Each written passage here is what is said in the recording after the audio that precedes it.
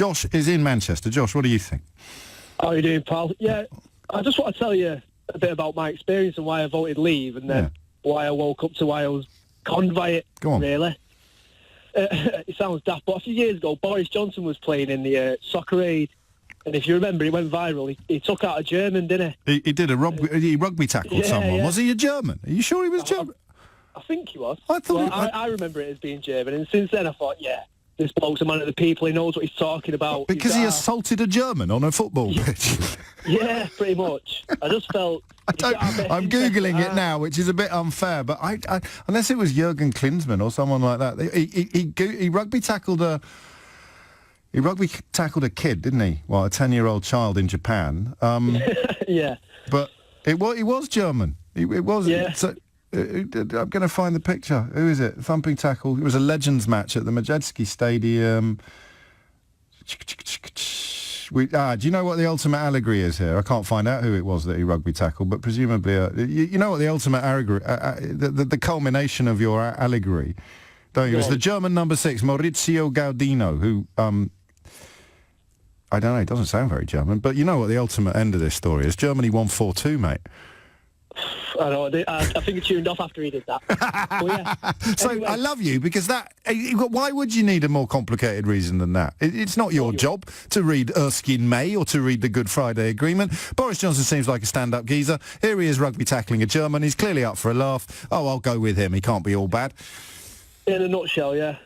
But then the thing that the first alarm bell for me was, I think it was the morning after the vote. Yeah. And Nigel and whoever else, they were all sat on the settee on Good Morning Britain, and I think it was Susanna Reid took them to task about, this battle bus with 350 million on the side. Yeah. And they basically all stood away from it. They all disowned it immediately with varying degrees of accuracy. The £350 million a week we send to the EU, which we will no longer send to the EU, can you guarantee that's going to go to the NHS?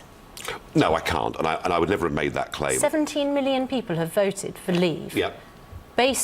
I don't know how many people voted on the basis of that advert, but that was a huge part of the propaganda. You're now saying that's a mistake. We have a £10 billion a year, a £34 million a day featherbed. That is going to be free money that we can spend on the NHS, on schools, or whatever it is. But you're not guaranteeing that money, as promised, will go to the NHS. You must understand, I was ostracised by the official Leave campaign and as I've always done, did my own thing. Do you think there are other things that people will wake up this morning and find out aren't going to happen as a result of voting this way? Well, I tell you what they will find out, that we're back to being a normal country.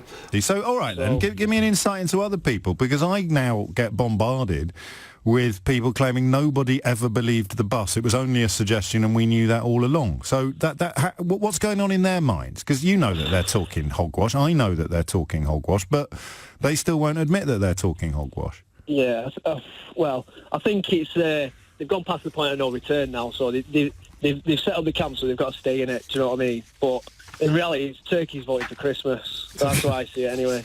Before you go, Josh, what drama school did you go to? I didn't get a chance to go to drama school. You liar. Everyone knows you're an actor. Everyone knows that all these calls are set up. When are you in Coronation Street next, Josh? Well, I was in the audience on Jeremy Kyle a few years ago. Does that count? Do you know what? I made a show in that studio once as well, so obviously we made some secret arrangement then for you to come on this programme 6 years later and pretend to be a regretful Brexiter, because there is actually no such thing, and also blue passports, not to forget fish. There you go, Josh.